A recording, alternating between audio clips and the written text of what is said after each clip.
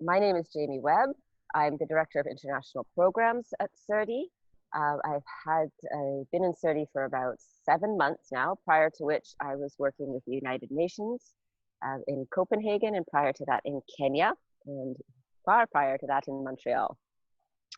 I just wanted to start off the webinar by acknowledging that the lands that we're hosting this webinar from is the unceded territory of the Coast Salish people, including the territories of the Musqueam, Squamish, and Tsleil-Waututh nations. As you heard from the little announcement, this webinar is going to be recorded and it will be shared on the CIRDI website following the event, but the webinar will not include any of the attendees' names, and it also doesn't include any of the attendees' video or audio. When joining this webinar, we are asking you not to use your camera or microphone, but you will be able to ask questions in the chat. We are going to really focus on keeping the session fast-paced and dynamic. So what we're going to do is we'll start with a very quick introduction, followed by a presentation by Joleen Timko on some of the key issues with Indigenous Forest Governance. We'll then have a 30-minute panel discussion, and I'll just very quickly introduce the panelists to you now. We're very pleased to be joined by Dr. Musunda Mumba, who's the current head of UN Environment Program's Terrestrial Ecosystems team. She is also the new chair of the Global Partnership on Forest and Landscape Restoration. Dr. Mumba will also be the UN Environment Lead on Terrestrial Ecosystems for the UN Decade on Ecosystem Restoration.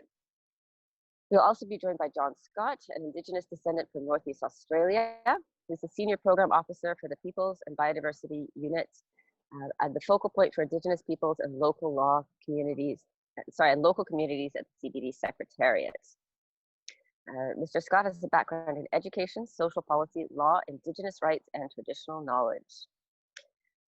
Our third panelist is Helena Jolie, a PhD candidate and National Geographic Explorer at UBC's Institute for Resources, Environment and Sustainability. Ms. Jolie is an ecologist in environmental policy analysis by training, and she studies the relationship between forest ecosystems and a Indigenous peoples group in South India. And finally, Itu Bodhihatono is an associate professor in the Tropical Landscapes and Livelihoods Department at UBC's Faculty of Forestry. Itu worked for the IUCN, International Union for Conservation of Nature, and also for UN Environment Program based in Switzerland, and has devoted much of her time in Africa and Southeast Asia, during which she spent some time working at the Malino Research Forest region in North Kalimantan, Indonesia. As I mentioned, following the panel discussion, there will be an opportunity for the audience to ask questions. The question period, we're trying to leave 15 minutes in order to allow everybody to have plenty of time. And those questions should be submitted in a chat during the panel session itself.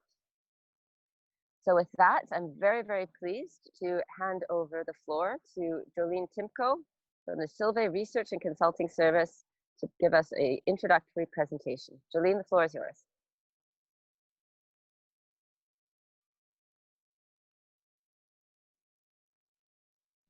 Okay, can you hear me?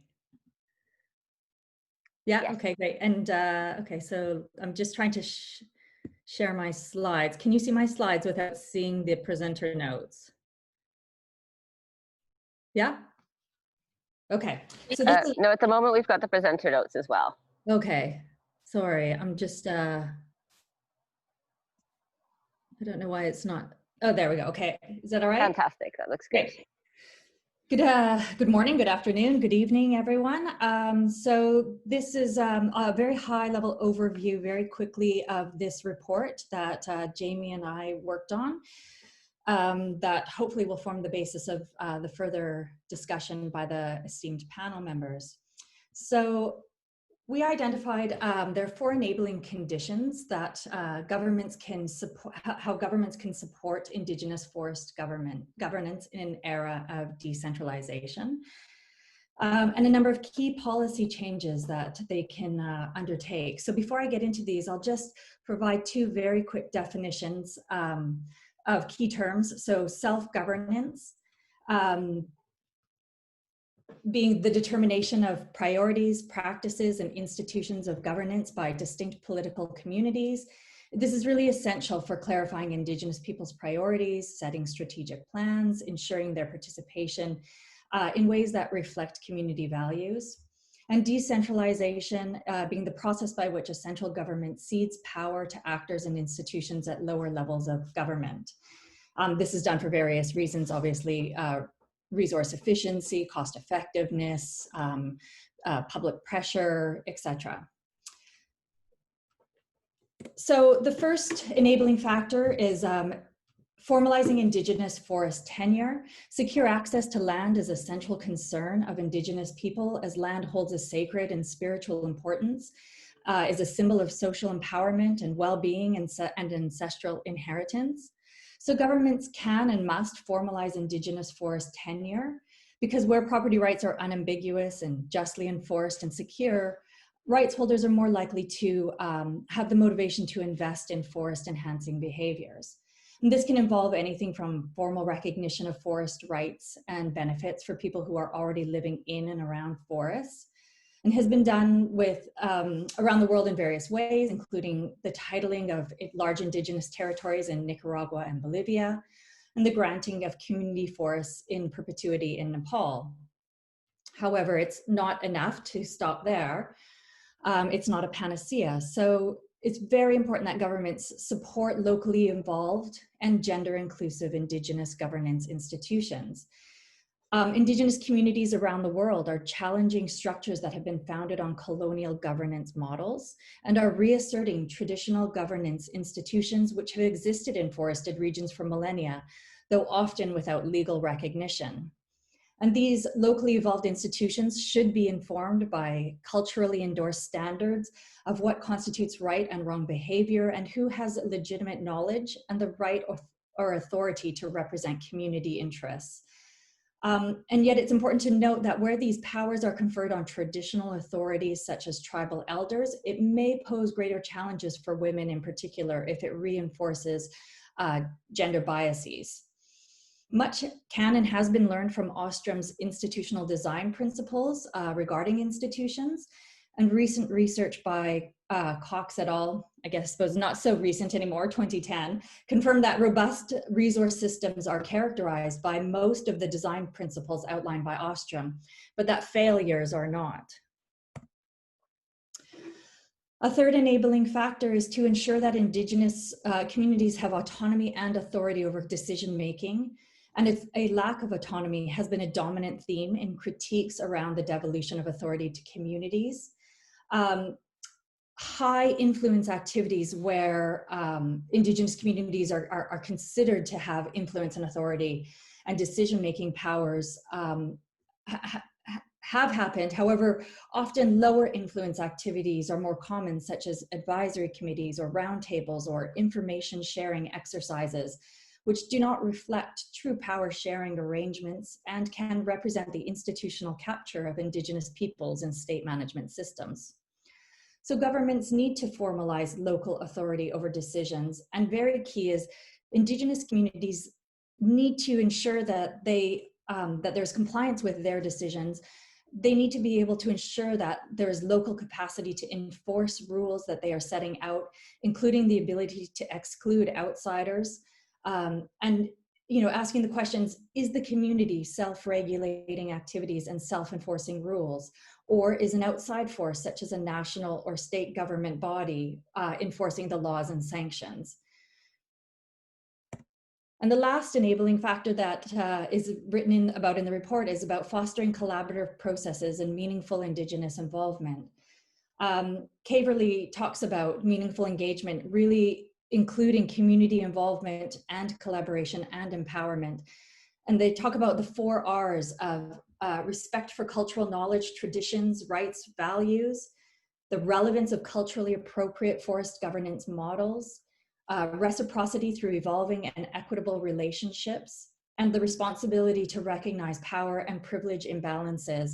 And added to this would be that there needs to be a significant commitment to cross-cultural communication. So I'll just leave it at that and pass it back to you, Jamie.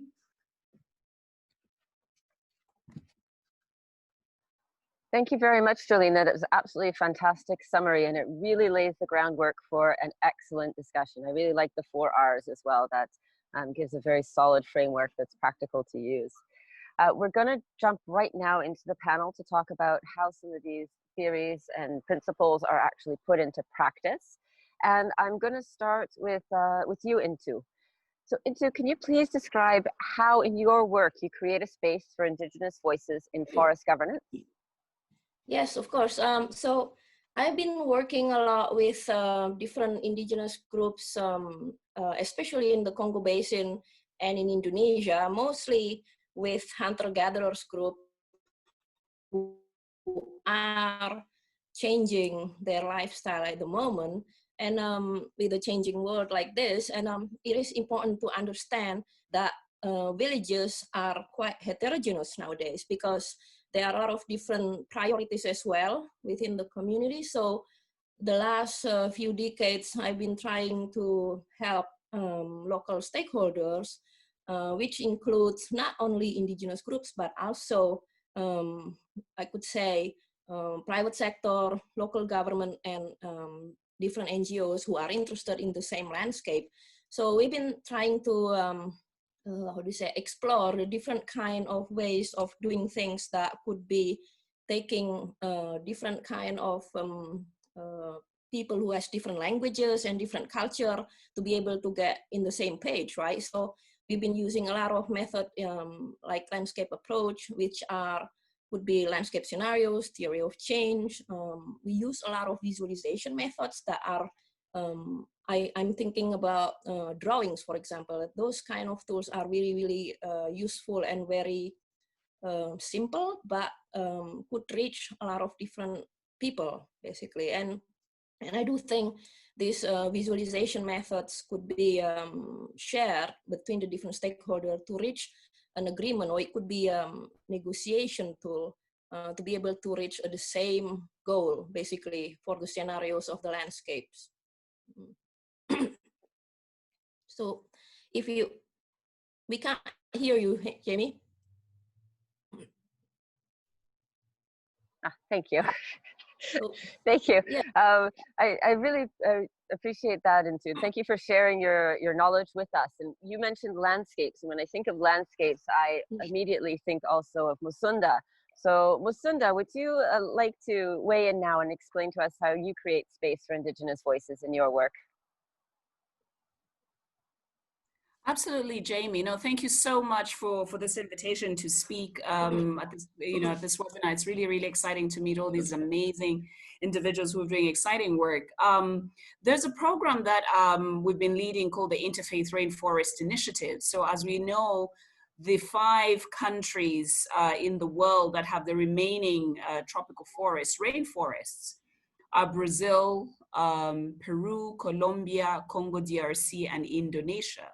And in these particular countries, we've been working very closely with indigenous peoples, and also really beginning to hoist and bring their voices in a lot of the multilateral processes. Because, even though we say, it's and I think John could speak to that, from the CBD process, we talk about, the 5% population of the world that protect the 80%. What do they look like? What is actually happening on the ground? And I think this is where the convergence of interfaith and also conversations around different stakeholders coming together and also respecting indigenous peoples has been a part and core of our work. And we saw what happened with forest fires in Australia. We saw what was happening forest fires in Congo, what was happening in the Amazon, and continues to happen, and really putting these communities into a very vulnerable situation. So in our processes, we really want to make sure that, and I really like the slide that Joleen had there, the last slide, and talking about respect and responsibility, but also making sure that you looked at the relevance and reciprocity. How do we make sure that they're involved in multilateral process? For example, all of the 5 countries that I mentioned are very much involved in producing and developing their so-called nationally determined contributions, which are processed to the Climate Change Convention. what does that mean? I mean, how can Indigenous peoples be part of this conversation? So we are really, as UN Environment, together with other partners on the ground, bridging this conversation and making sure that Indigenous voices are at the table as these, processes are being undertaken. And I was very fortunate to be moderating a session in Madrid during the climate change COP25 with local people and Indigenous peoples. And one of the things that was the thread that came through from Indigenous voices in the Arctic or, First Nations Canada, or let alone in other parts of the tropical world, was, can we not use this word called mainstreaming? We're being mainstreamed into this concept. We have to be woven into this, because our languages imply weaving. When you weave, it's much more stronger and more robust. And so how do we weave in and have that respect for their voices and their stories and their narratives? And I think that is really from where we've been coming from within the Interfaith Rainforest Initiative. And I can leave it there. Thank you, Ms. Sunda. Sure. Yes. Thank you, Ms. Sunda. That's fantastic. And I really like that imagery of the weaving. Ms. Sunda is a fantastic speaker. She evokes very, very strong images and emotions. So thank you for sharing that with us. But I actually want to now, you've spoken about the very high level multilateral engagement process, but Halina, you've worked with a rather small community in South India. Can you tell us a little bit about what you've done to bring the voice of this small community into the discussion on forest governance? Thank you, Jamie, and thank you, CIRDI. I agree with what Intu and Zunda has spoken about the communities. And in my work, I've noticed is that the situation in India is very interesting. Like it's slowly evolving in terms of how communities are being involved in forest governance. With the sort of recent, after 60 years of India's independence, we have a Forest Rights Act where the communities are now recognized as the legal customary owners of the land, which took a long time for India, I would say.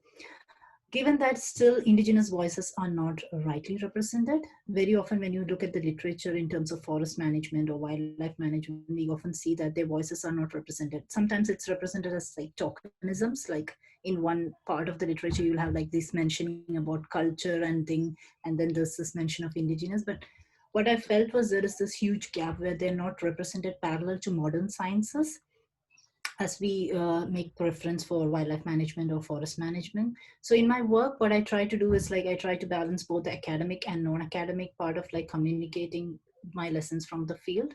So for academic work, I write papers for the scholars and contribute to the part into the literature by highlighting the Indigenous voices. Non-academically, I try to direct and produce a documentary based on the lessons and learnings that I got from the field, and I found that to be very powerful in terms of communicating it to the local agencies and policymakers who sometimes don't really read the literature when they do policies, but this kind of medium I found to be more interactive, and I got a lot more questions, and this is one of the ways through which I was trying to bring their voices in. Great, thank you so much. And that actually brings us very well into our next question. So our next question is a very personal question. I want to start by thanking the panelists in advance for sharing your personal stories with us. And I'm going to start with John. So John, can you please share a story with us on how Indigenous perspectives have shaped your work on forest governance?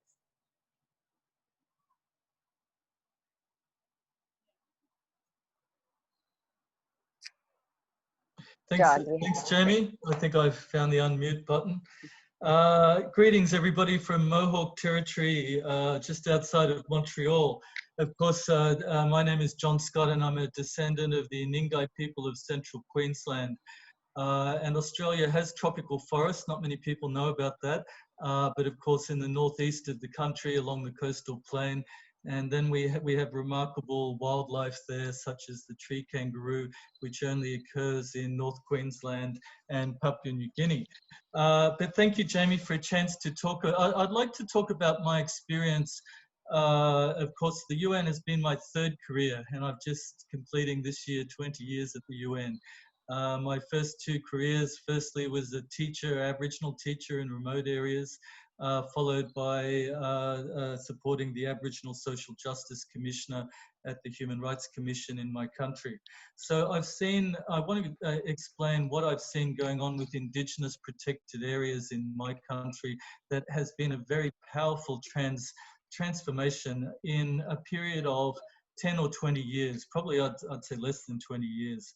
And what enabled protected Indigenous peoples to reclaim our traditional territories and practice our traditional knowledge on those territories. So I was trying to think, today Australia is a world leader when it comes to partnerships with Indigenous peoples and protected areas, but how did we get there? Because 20 years ago that wasn't possible.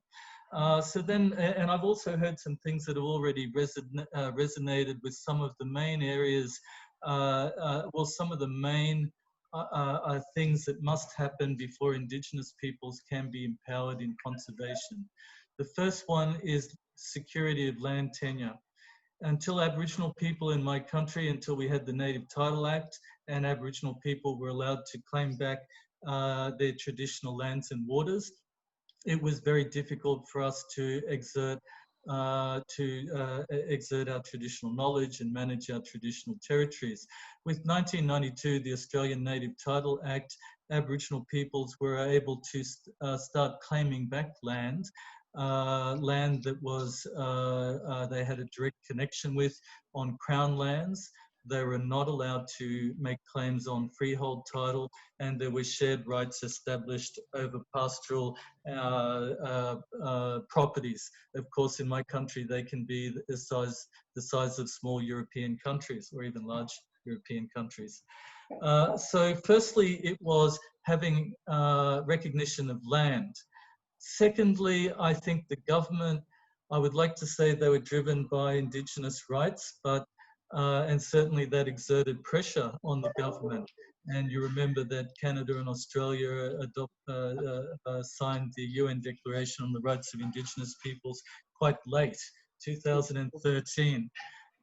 We used to refer to them as the Three Amigos, but that's another story amongst Indigenous peoples. So Australia in the last 10 or 15 years had accumulated enough evidence from scientists to show that when Indigenous peoples are removed from our landscapes and we stop our traditional territories, the biodiversity values drop. When Indigenous peoples are empowered to manage our lands, the biodiversity values improve. This is particularly true when it comes to the traditional fire management practices of Indigenous peoples in my country. So Indigenous Australians burn off traditional landscapes, particularly the tropical savanna, early in the dry season for multiple reasons. Now, the benefits include a more resilient landscape with less dry wood and a less chance for large uncontrollable wildfires. The benefits also include increased biodiversity, increased fresh growth of trees, shrubs and grasses, and the plants and animals that depend on that. Many Australian plants will only germinate after a low fire. So in the recent devastating fire season in Australia, the tropical savanna and forests under traditional management, including the regular fire burning, were much more resilient than the national parks in the south, where traditional management and traditional burning were not practiced. So Indigenous Australians have managed our landscape since time immemorial. There's different areas that are burned off at different times to encourage a diversity of plants and animals. So depending on the productive landscape being managed, some areas could be burned off annually, some areas every few years, like 5, 7, 10 years. And this would all be determined along with the soils by what kinds of plants the Indigenous peoples wanted to promote on those landscapes. So traditional knowledge must be applied correctly. Traditional burning practiced in the wrong way can be devastating for an environment. So I think I'm running out of time. Wow, you are, but I kind of want to let you keep going because I'm so enthralled in hearing the end of your story. But I will give the floor to Intu to share one of her stories. And absolutely, John, we're going to come back to that because you've raised some fascinating points there. And as I say, I want to hear the end of that. But for now, let's jump over to Intu. And Intu, if you can please share one of a story from your own personal experience on how Indigenous perspectives have shaped your views on Indigenous forest governance. So I've been working and sort of living with the Punan communities in North Kalimantan in Borneo, Indonesian part of Borneo, since the late 1990s, beginning of 2000. So I'm lucky enough to be able to follow the different changes in the landscape because of course, the government want to have economic growth in the area, right, in the landscapes and things. So I guess what we need to be able to do is that we have to be able to understand the different criteria, or the different type of communities who are in those areas, because even in one landscape, we have more than 8 different ethnic groups or 8 different languages, and they have different culture and things. So I guess being patient and trying to understand what are the different priorities of those communities is very important part of the thing. And also trying to be able to understand what would be the different scenarios that could happen in that landscape. So I've been working a lot with different NGOs and local government and other type of institutions who are interested in that landscape as well, because the communities themselves, they would like to see that changes in the area, isn't it? And since that they live in quite remote area, they would see that the resilience, they have to be able to have diversity of income, for example, to be able to survive with climate change, with a natural disaster like forest fire and so on and so forth. So, and I think we need to be able to acknowledge as well the different kind of adat or customs, traditional customs that are important in the area, and how those different traditions that might need to adapt, because they are saying to me, the elders were saying to me that we have to adapt all our life, right, to these changes. And we need to be able to acknowledge all these different challenges in the landscape. And how do you actually reconcile between the different needs that are the younger generation would like to have in their life nowadays? Because when we work there, when we talk with the elders and the youngsters, they would have a different priorities, right? So because nowadays everybody, including hunter-gatherers group, they would like to have cell phone, for example, because cell phone would be very important to be able to negotiate, for example, to be able to go to get market access to market, for example, and things like that. So there are different changes in the landscape. So I was lucky enough to be able to sort of follow and being adopted in the Punan communities. And then last year I come back there before, and I want to go to the 5 days. It took me 5 days of canoeing, for example, while now in 1 day you can reach the place. But again, they all would like to be able to get their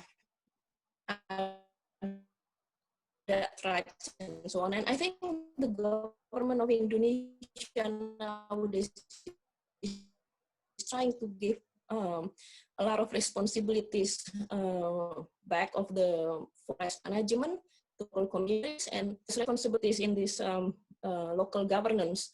It's very important to be able to see and negotiate in the future what kind of future the younger generation would like to see. Yep. And also, how do you see if there is a big I don't know, a private sector coming to the area, for example? How do you see the future together?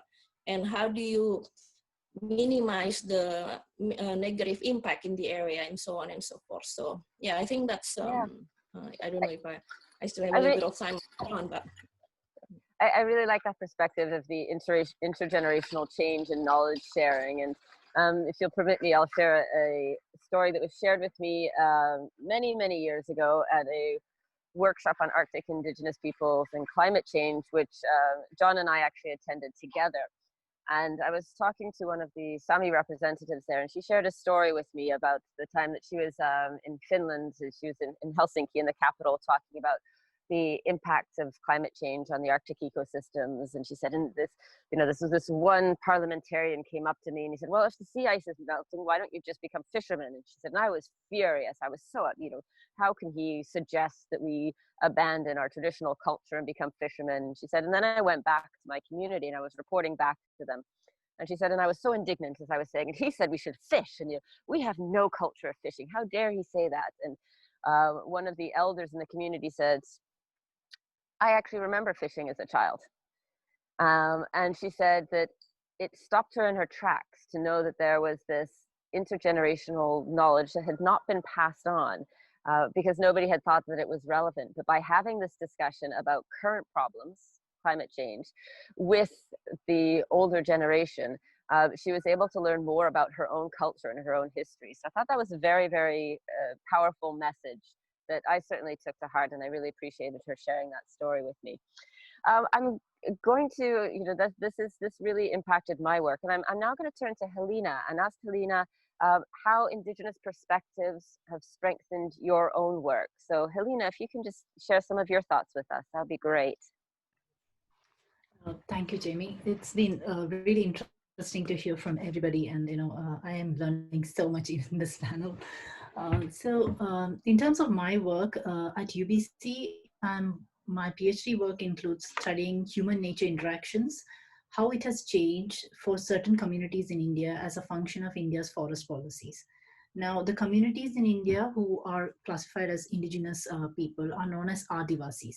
Now, many of you probably know about Adivasis, but for those who don't know what Adivasi means, the word Adivasi originates from the Sanskrit word Adi, which means original, and Vasi means inhabitant.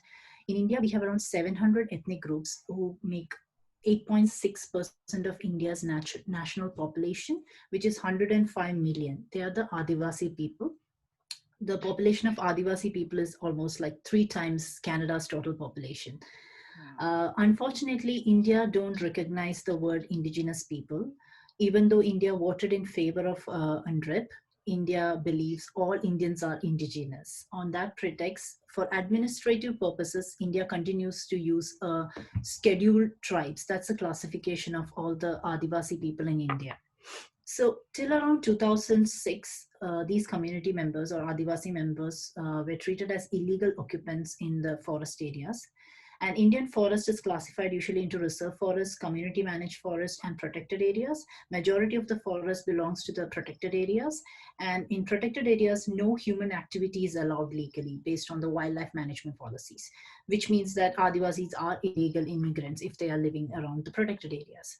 So in 2006, when Forest Rights Acts came into being, that was the first time India recognized that forest dwelling communities or Adivasis have right on the forest land. And it was a landmark a law that came into act, very well applauded. Unfortunately, like many other policies that happens in India, even though it's progressive, when it comes to its implementation, it doesn't work well. So even in 2020, about 1 million of Adivasi communities fear eviction from their homeland as I speak. Now, when I'm talking about this particular context, why it's very important for my work in specifically was, I work a lot on wildlife conservation issues and human-nature interaction in that context. And wildlife comes under the jurisdiction of Forest Department in India, which means it's all linked together. The communities that I work with is one particular lesser known hunter-forager communities called Katunaikas in South India. And these communities in particular are often resettled from the forest land under the pretext of human-wildlife conflict. Now, that's like a very general narrative which happens over there, that there's a lot of human-wildlife conflict, which is true. But when I was in the field, I wanted to know the other side of the conflict as well, what exists in between, like whether all the interactions with human nature ends up in being conflict. So talking to the community, I developed this new perspective that they were like, yes, conflicts do happen, but we do have the other narrative of coexistence and tolerance, which is something that our community members have been practicing. And they gave like a more like a very strong details of like how living in the forest doesn't always end up having conflict. They mentioned about kinship, they mentioned about animal as agency and things like that. So this was really important to me. And what I've realized that our forest governance and management mechanism in India, even though it's very decentralized in terms of policies, I would say in quote, however, it's still failing to include the indigenous voices the way it has to be, they want it to be represented. So it still continues to represent it as like, you know, major tokenisms, and, you know, fail to recognize the multifaceted way in which the indigenous communities often see human nature interactions. And that, I think, is going to hinder this long progress that the Indian government has made in terms of bringing a progressive Forest Rights Act. Because if you're not going to include the voices and just limit whatever you want, pick and choose what you want from them, that's not going to be long-term and sustainable. So that's that what you said there in the end, the pick and choose. That's something that I've certainly seen over my career, this picking and choosing of which voices you listen to and which ones are convenient to your narrative. And I want to ask you, Musunda, whether you've come across similar settings where you've seen people picking and choosing which stories they would like to listen to. Sure, I can give an example of some of the work that I was involved in the Masai Mara and Serengeti system. As we know, this is a beautiful landscape, eighth wonder of the world, that transcends a beautiful area from the forest all the way to the Great Plains until the River Mara enters into the Lake Victoria. Now, what was fascinating in this work, when I did this work in 2006, 2007 with WWF, was that you know, having a conversation and a dialogue with different indigenous groups, particularly the Maasai and also the Okiek, who are mostly within the forested areas, I realized that, you know, by then Kenya hadn't gone into a decentralized government, because now you have county government management of landscapes. So I realized that, you know, conversation was very fragmented. And so we worked towards really having these partly intergenerational, but also interministerial conversations, because Ministry of Lands would say something, Ministry of Forests would say something, Agriculture would give you something else, because these are landscapes whose land management is very diverse. But the common factor, the common thread is that, for instance, the Maasai people would move from part of the area all the way to the plains with their animals, but the conversation wasn't being held very clearly. So through these, community level conversations of these different sectors coming together, there was a beginning, and also looking at policy conflict. And I think maybe this is something that others have also experienced. For example, if, you know, the Ministry of Water says that you do not need to cultivate so many meters towards a water body, and then Ministry of Forests gives you a different number. So how do you then translate all of that to, you know, communities that either are not aware of this complexity in policy and all of that? So these, you know, mechanisms, either through water use associations or forest users associations, to really have an open dialogue, but also beginning to share from the, you know, the top down, you know, the policies that are obviously crafted at the national level, so that there's conversation happening and there's an understanding of the use of the forest and the, you know, the understanding of also the traditions. And I think, Helena, you touched a lot on that, and Inti. I think a lot of time we forget about the, you know, the connection to the land. And John, you did mention about, you know, the removal of indigenous peoples and the value of the biodiversity. And sometimes people forget that, you know, the cultural heritage is also equally connected to that. And sometimes it's not present in the policy. So Jamie, in responding to you, so this is a very important narrative to bear in mind, that, you know, ceremonies are dependent on the timing of the year, on going into the forest. That is so intricately woven into the whole forest conversation. So how do we make sure that that is also, you know, reflected at the policy level, and not just something that's held very peripherally as, you know, a by the way? It is not a by the way, because it's so woven into the very being of these individuals. And this was really something that we saw within the Mara and Serengeti system. Thank you so much for sharing that, Musunda. And I am going to turn to John now. And John, I'm going to ask you to take yourself out of Australia and put yourself in New York for this question, because I know you've worked extensively with UNDRIP, the UN Declaration on the Rights of Indigenous People. And even there, where there's the forum that's in theory supporting the voice of Indigenous peoples, what challenges did you observe in terms of representing all Indigenous peoples? Oh, the word representative is a very dangerous word to use in Indigenous politics. We know, I know from my experience at the Permanent Forum on Indigenous Issues, it's difficult to, it's an active process to keep an open dialogue with Indigenous peoples, and people can't have preconceived ideas when they come to the table. Also, people, when it comes to Indigenous politics, it's as difficult as anybody else's politics, so people shouldn't have romantic ideas about Indigenous peoples. That doesn't help. Indigenous peoples want practical outcomes. I've argued with Indigenous peoples about prioritising biodiversity, but because of the nature of the Indigenous experience of facing massive unemployment and poor health and overcrowded housing, even though they know how important biodiversity is, it doesn't get up the top of the list, when, of course, they are continually dealing with crises.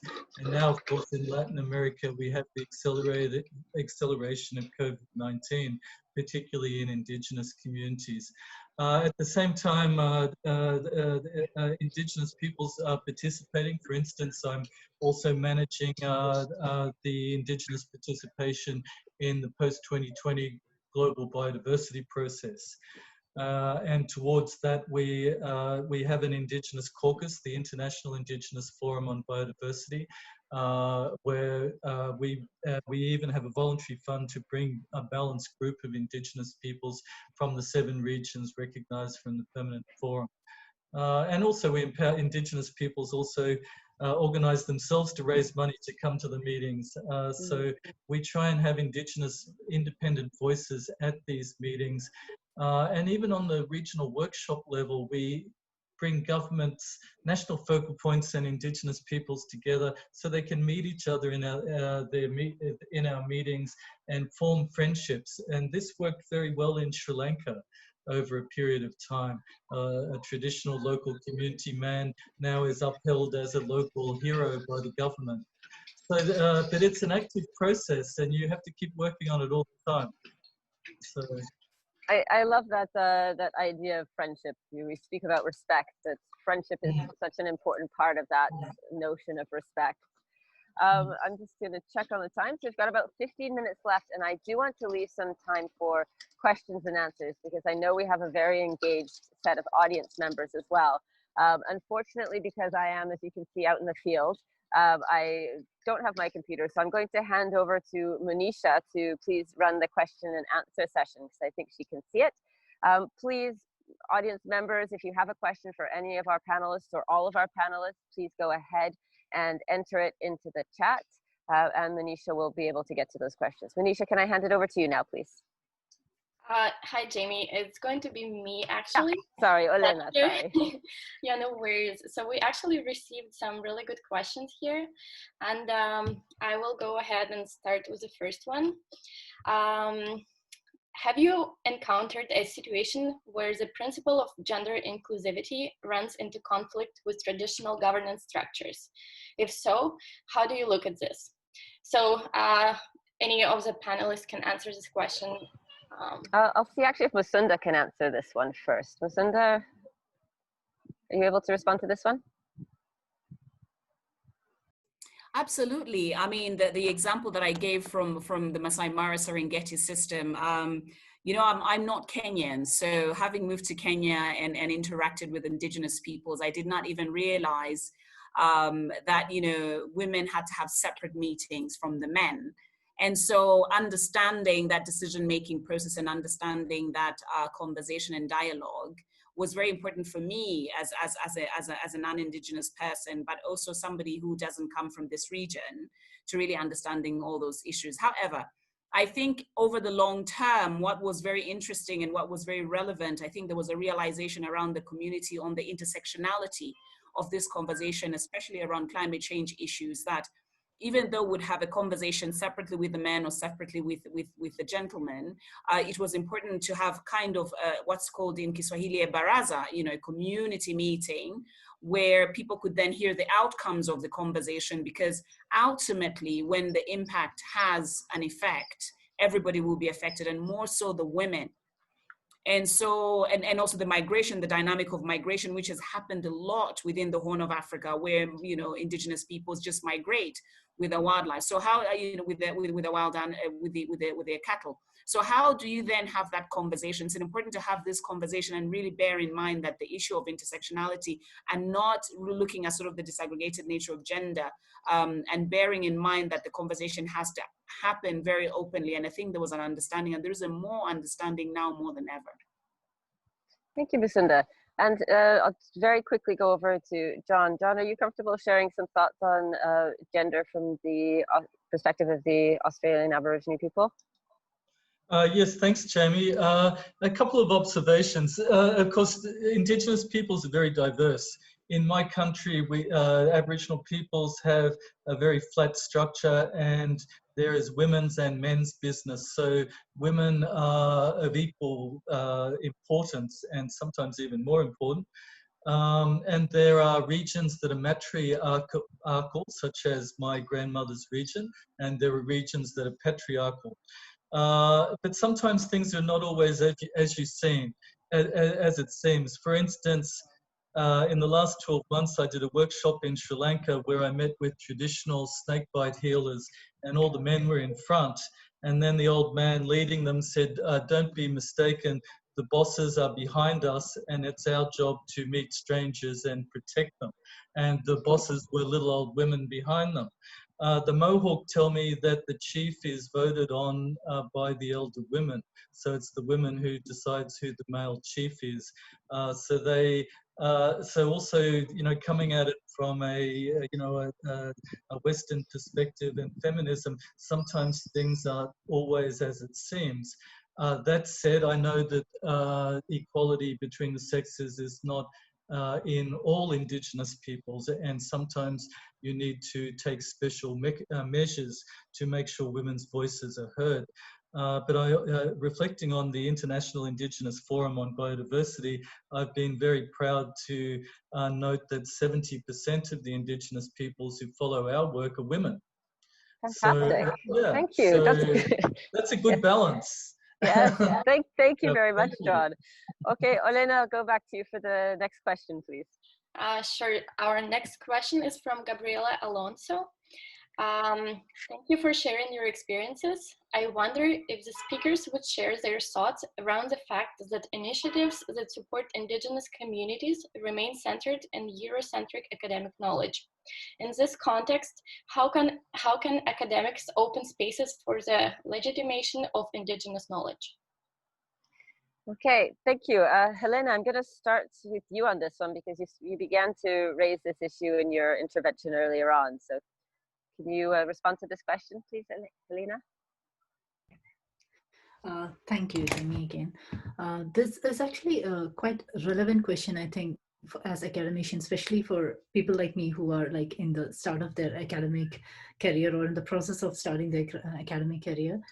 What I understand from my personal experiences of working in India professionally before joining UBC for my PhD is that we don't really understand a lot of these indigenous practices and culture, which is true. We sometimes go there, and very often, like I'm talking about like projects, international projects done by several international agencies and things like that, who often rely on the academic knowledge or literature. They often see indigenous or gender or any marginalized society as like a tick box. Like, you walk into there and you have that aspect mentioned in your study, then you feel like you've covered it. We don't have very strong indigenous focused studies. Canada obviously are progressing quite a lot. I think Australia or New Zealand and countries like that are progressing quite a lot. But still, the global south, I think, is still far behind in terms of like integrating these studies into the mainstream policies, because we don't have very strong representation in the academic work. So I feel like even when people who are in I would use the word mainstream, but mainstream knowledge studies, for instance, conservation biology or any other kind of studies, try including or looking at Indigenous voices and Indigenous perspective and see if you can develop a space for that within your study. I think that would be a start, rather than blindly following what being taught through the Western sciences. Try bringing in questioning your own research approaches and research objectives and see whether you can develop and create a space within your conventional studies to integrate these voices. I think that's a start. At least that's what I feel we can start, but I'm sure the other panelists will have like more to add based on their wide experiences. Thanks, Halinas. No, I really appreciated your experience, because as you say, you are starting out on your academic career. I'm sure there are other perspectives, but I see that there's quite a few questions. So maybe we'll jump on to the next question, Olena. Next question is from Shivangi Khanna. As a facilitator, how can one make sure that Indigenous communities are not overwhelmed when it comes to approaching them to participate in the engagement process? Okay, thank you. Intu, do you want to share some ideas on this one from your experience in Kalimantan? Yes, so I guess one of the things that I try to do is by using art. I think the use of art, again, it's very much linked to their livelihoods. I mean, everyday life, isn't it? It's a cultural thing, and I think the use of any kind of visual methods like painting, drawing, or even sculpture and things like that, or singing or storytelling, I think that could be a really nice and user-friendly, we could say, or it makes people more relaxed, I think, instead of being too theoretical or too formal. So I've been trying to use all these different visual methods in my work so that people becomes more engaged, but also it's fun, right? By using art, I think it could be quite a nice way to be able to share different vision, different priorities and things like that. And I think what is important as well is that we could understand how other people can put things, how do you say, into this problematic or different kind of problematic in a landscape, but in one, how do you say, one page, we could say that. And I think using mural painting, for example, where everybody could participate in it, then that would be quite a nice thing to do. And we try to do mural painting, for example, during big conferences like the COP Climate Change or during World Conservation Congress. And we had a lot of interest in that. And then people from indigenous groups, from even private sector, government, local government, then they participate in the making of a mural painting of what is the vision of a landscape together. I think that could be quite a powerful tool to be able to use art together, I think. Great, thanks, Intu. We had a couple of connection problems there, but I heard some very, very important points. Just checking the time. So the Jamie, sorry. problem, yeah. Can I add quickly one more point, because it just came into my mind? Yes. I agreeing with what Intu has mentioned. I think one of the things that we as practitioners or researchers, what we can do, or facilitators, is that don't go into the field with the notion that you're going to solve something, or you're going with a problem approach, which is something which I've found is like very damaging and very overwhelming for the communities. Go there as a good listener, and let the story and narratives just emerge by itself, rather than you superimposing something over there and trying to solve. Just wanted to add. Great, thank you. That's very insightful. I'm envisioning a very long, successful academic career ahead for you, Halinas. Thank you. Olena, I think we've got time for one more question before we have to wrap up. Sure. So this question is from Professor David Baguma. And his question is for Dr. Musonda Mamba. You talked about the remaining indigenous natural ecosystem in Indonesia and Brazil. What is being done by the UNEP in these areas to protect and retain the ecosystem?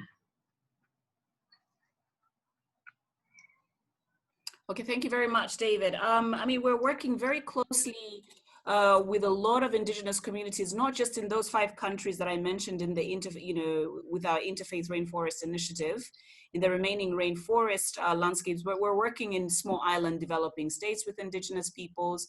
We're also working in other African countries with also indigenous peoples, even here in Kenya, and even within the East Africa community. So what are we doing with UNEP? I think one of the things that has emerged is very much that a lot of indigenous communities are existing on the peripheral of landscapes that have been incredibly degraded. And yet some of these landscapes have also been very well managed by these indigenous communities, and they're the ones that are degrading the least. So how do we find that balance with the communities that are peripheral that potentially could spill over into these elements of degradation? So in going forward, and I think now just navigating the whole COVID world, we know that in this recovery, there's going to be a lot of pressure on natural resources. So one of the avenues that UN Environment is working on is to really bring everybody to the table and talk about the issues of conservation, but also bring everyone through what we have now as the UN Decade on Ecosystem Restoration. We have 10 years of the Sustainable Development Goals, and yet, we are supposed to be focusing on restoring forest landscape, wetland ecosystems and river systems, etc., even marine mangrove systems. How do we do that? So we're wanting to bring everybody on board, particularly young people. And I think the intergenerational conversations that my counterparts mentioned is a very, very important one in this recovery process and going forwards, because we know for sure that with issues of zoonosis and where we see pandemic, how do we prepare the world to be more climate resilient and pandemic ready? And quite frankly, it's mostly in ecosystems that are well managed, and most of which are from indigenous communities, and most of which are from forest landscapes. So we are working very closely with these communities and making sure that the realities are coming to fruition. Thank you, Musonda. I know there's a lot of great questions remaining, and normally if we were able to do this face-to-face, people would probably just come up and speak to the speakers after. Unfortunately, we don't have that opportunity here, but what I will do is I'll ask Olena if she can please take note of all the remaining questions, and we'll circulate them to the panelists. And if you have time to jot down a few thoughts on the remaining questions, what we'll do is when we post this webinar, we can also post a document with some of the written responses to the questions we haven't been able to get to. So I apologize to those of you who've asked questions that we haven't been able to get to, but we will try to get to them in a more creative or offline version that's, as we say, we'll post along with the recording of this webinar on CIRDI's website. I really enjoyed today's journey. We went from South India to Congo to Australia. We spoke about protected areas, about the landscape approach, wildlife conservation and fire management. We also spoke about laws and titles. We spoke about resolutions and initiatives. Most of all, though, what I heard is that we spoke about recognition and respect. And when we spoke about recognition and respect, the tool we referred to most was communication. Communication with communities, between generations, and across different levels of governments. Within this discussion on communication, we heard about formal processes, such as the Interfaith Initiative and the Indigenous Peoples Forum. We heard about research as a communication tool, as well as arts. But what resonated with me the most was this notion of friendship, because friendship is built on respect, trust, and a true desire to understand and learn. And from my perspective, we're not quite there yet in bringing Indigenous voices to the international governance process. But if we approach this challenge with the notion of friendship, I believe that we will get there. And I would like to thank all of our panelists, as well as Joleen for her excellent presentation, because I know that with you working on this issue, with your hearts and minds behind this, we will get there. So thank you very much on behalf of CIRDI and UBC, and I look forward to continuing to work with all of you. Thank you very much.